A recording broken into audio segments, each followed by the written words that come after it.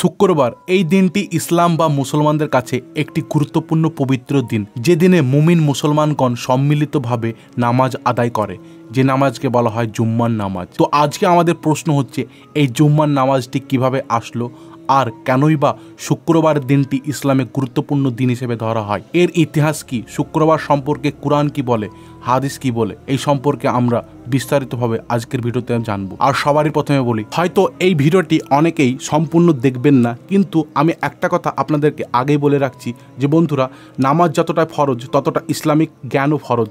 তো এই ভিডিওটি সম্পূর্ণ জানুন, দেখুন, তাহলে আপনারা এই পবিত্র শুক্রবার অর্থাৎ এই জুম্মার নামাজের দিন সম্পর্কে বিস্তারিত ইতিহাস, কুরআন, হাদিস এবং নিয়ম সবকিছুই বিস্তারিতভাবে জেনে যাবেন। বন্ধুরা, এখনো পর্যন্ত যারা চ্যানেলটি সাবস্ক্রাইব করনি, প্লিজ ডু সাবস্ক্রাইব। আশা করছি সাবস্ক্রাইবটা বিফলে যাবে না, কিছু জেনে যাবেন। তো চলুন ভিডিও শুরু করি। জুম্মার নামাজ আরবি অর্থ সালাত আল জুমহা, শুক্রবারের সালাত। ইসলামের অন্যতম একটি নামাজ হলো এই জুম্মার নামাজ। জুম্মা শব্দটি আরবি শব্দ, এর অর্থ একত্রিত হওয়া বা সম্মিলিত হওয়া বা কাতারবদ্ধ হওয়া। যেহেতু সপ্তাহের নির্দিষ্ট দিন শুক্রবারে প্রাপ্তবয়স্ক মুমিন মুসলমান একটি নির্দিষ্ট সময়ে একই স্থানে একত্রিত হয়ে জামায়াতের সাথে সেদিন জোহরের নামাজের পরিবর্তে এই নামাজ ফরজ রূপে আদায় করে, সেই জন্য এই নামাজকে জুম্মার নামাজ বলা হয়। সময় একই হলেও জোহরের নামাজের সাথে জুম্মার নামাজের নিয়মগত কিছু পার্থক্য রয়েছে। জুম্মার নামাজ বা শুক্রবারের নামাজের ইতিহাস। নবী মুহাম্মদ সাল্লাল্লাহু আলাইহি সাল্লাম মক্কা ছেড়ে মদিনায় চলে গেলেন। পৌঁছানোর দিনটি ছিল ইয়াউমুল আরবা অর্থাৎ শুক্রবার। সেদিন তিনি বনি সালেম গোত্রের উপত্যকায় গেলেন জোহরের নামাজের সময়। সেখানে তিনি জোহর নামাজের পরিবর্তে জুম্মার নামাজ আদায় করেন। এটাই ইতিহাসের প্রথম জুম্মার নামাজ। তবে আনুষ্ঠানিক সূচনা হয় আরও পরে, মুহাম্মদ সাল্লাল্লাহু সাল্লামের মদিনা যাওয়ার পর এবং জুম্মার নামাজ ফরজ হওয়ার আগে একবার মদিনায় আনসার সাহাবীরা আলোচনায় বসেন।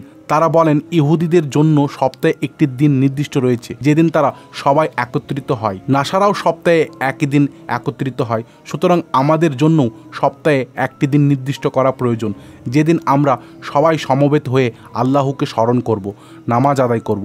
অতঃপর তারা আলোচনায় বসলেন। শনিবার ইহুদিদের আর রবিবার নাসাদের জন্য নির্ধারিত, তাই অবশেষে তারা ইয়াউমুল আরবা অর্থাৎ শুক্রবারের দিনকেই গ্রহণ করলেন এবং তারা এই দিনকে জুম্মার দিন নামকরণ করলেন। যদি আমরা এই পবিত্র জুম্মার নামাজের দিন অর্থাৎ এই শুক্রবার সম্পর্কে কুরআনে কি উল্লেখ আছে সেটি দেখি, তাহলে আমরা এর ফলস্বরূপ দেখতে পাবো। আল কুরআনে সূরা জমিয়া নামক একটি সূরাতে উল্লেখ আছে যে, হে বিশ্ববাসীগণ, যখন তোমাদের শুক্রবারের নামাজের অর্থাৎ জুম্মার নামাজের জন্য আহ্বান করা হয়, তখন আল্লাহকে স্মরণ করো এবং ক্রয় বিক্রয় পরিত্যাগ করো।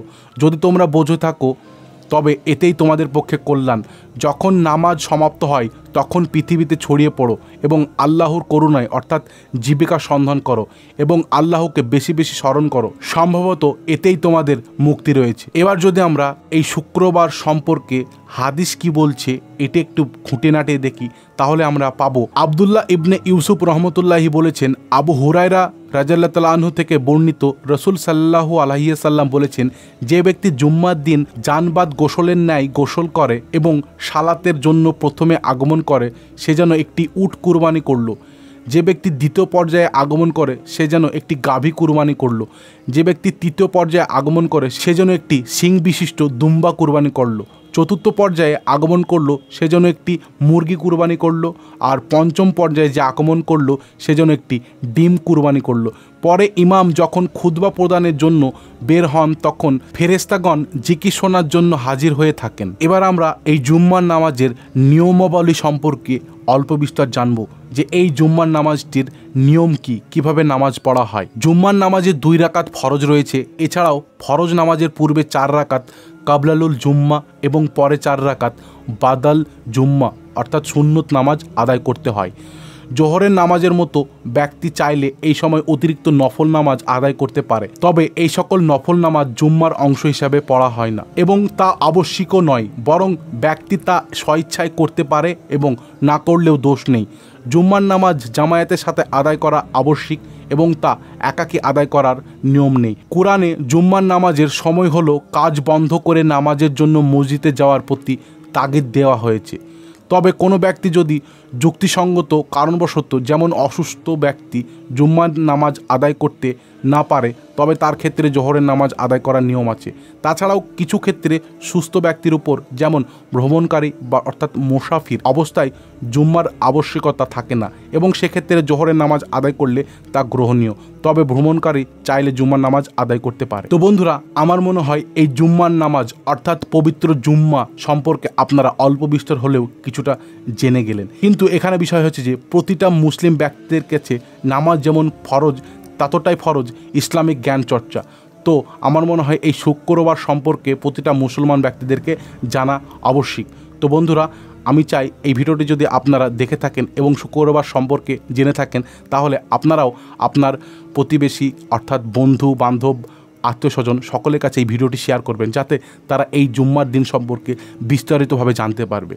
ভিডিওটি ভালো লাগলে অবশ্যই চ্যানেলটি সাবস্ক্রাইব করে যাবেন আর একটি লাইক আপনার মন চাইলে দিয়ে যাবেন। তো এখনকার মতো টাটা বাই বাই, আবার দেখা হচ্ছে নেক্সট ভিডিওতে। জয় হিন্দ।